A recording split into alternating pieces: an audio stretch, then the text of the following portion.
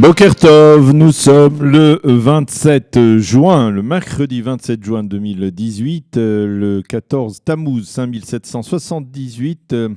Daniel Haïk au micro, David Amara à la technique. Heureux de vous retrouver ce matin pour cette nouvelle heure d'actualité. Une heure d'actualité qui va débuter dans quelques instants, comme chaque matin, par un premier journal. Et vers 8h10, peut-être un petit peu après, nous serons en ligne avec le Rav David Mamou, qui est le sous-directeur des tribunaux rabbiniques de conversion de l'État d'Israël. Nous parlerons avec lui de cette très vive polémique autour de la décision de la direction des vins Barkhane qui, pour satisfaire aux exigences de cacheroute de la Eda Haredite ultra-orthodoxe, a écarté ces derniers jours de la chaîne de production de vin des Israéliens, des Juifs originaires d'Éthiopie, parce que leur judaïté ne serait pas reconnue pleinement selon la Eda Haredite. Une affaire qui a suscité, nous allons le voir, un très vif débat. Nous en parlerons donc vers 8h10, 8h15 avec le Rav David Mamou. Vers 8h25, Eliane Grofinkel nous présentera sa chronique Un jour, notre histoire. Vers 8h35, je vous présenterai la revue de la presse et des médias israéliens.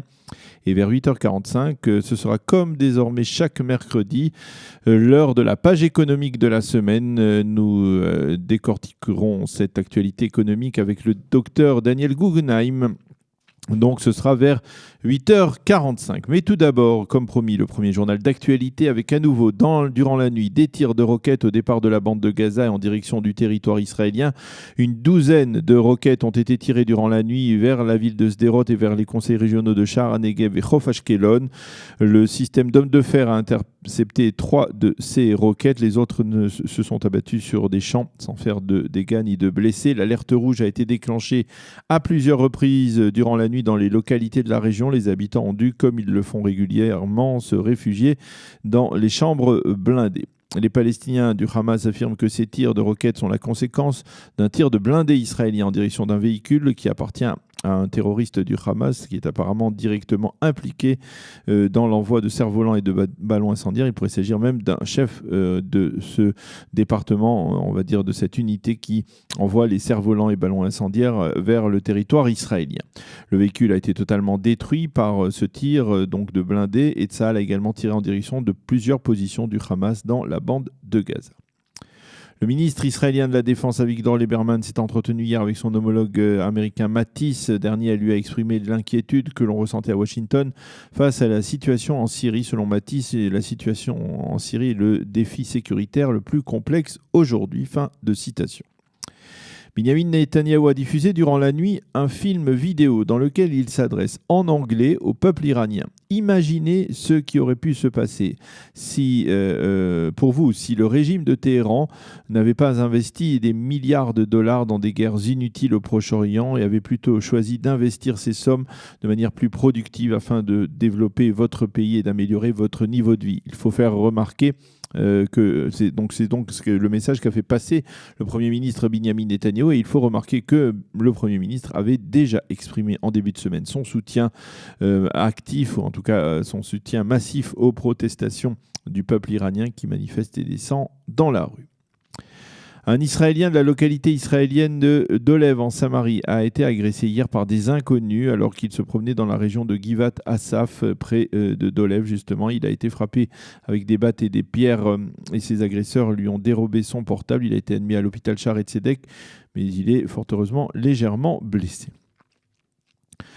Le prince William poursuit sa visite dans la région. La journée d'hier a été particulièrement chargée pour le prince. Elle l'a conduit d'abord au Yad Vashem, puis ensuite à la résidence du Premier ministre, puis à celle du président de l'État, Reuven Rivlin, avant qu'il ne descende vers Yafo. Il a pu jouer au foot avec de jeunes juifs et arabes, et où ensuite il s'est détendu sur la place Frischmann, au cœur de Tel Aviv, pour la plus grande joie en tout cas des baigneurs qui étaient sur place, nombreux, et qui ont pu donc photographier le prince. En début de soirée, le prince William était l'invité d'honneur d'une réception donnée par l'ambassadeur de Grande-Bretagne en présence de Binyamin Netanyahou. Lors d'une brève allocution, il a affirmé qu'il partageait l'aspiration de paix des Israéliens et a évoqué avec émotion sa visite au Yad Vashem.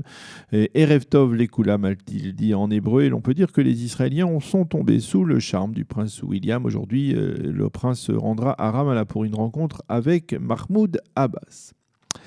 La direction du consortium de jus de fruits Tempo, qui est le propriétaire des vins Barkhane, a décidé hier soir de rétablir les employés de Barkhane d'origine éthiopienne qui avaient été écartés de la production du vin par la Eda Haredit, l'organisme ultra-orthodoxe qui donne sa cache-route très rigoureuse au vin Barkhane.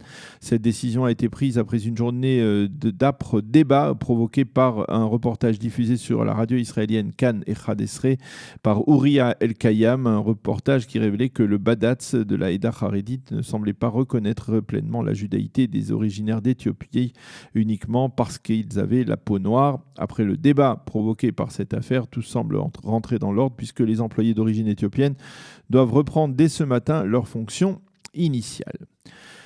Nous allons en reparler, comme je vous le disais, donc dans quelques instants avec le Rav David Mamou. La météo pour terminer, le temps sera chaud et ensoleillé sur l'ensemble du territoire israélien avec des températures plus hautes que la moyenne. Il fera 34 degrés aujourd'hui à Jérusalem, 31 à Tel Aviv et 42 degrés à Eilat. Voilà donc pour ce premier journal, nous allons marquer une pause et on se retrouve tout de suite après avec le Rav David Mamou.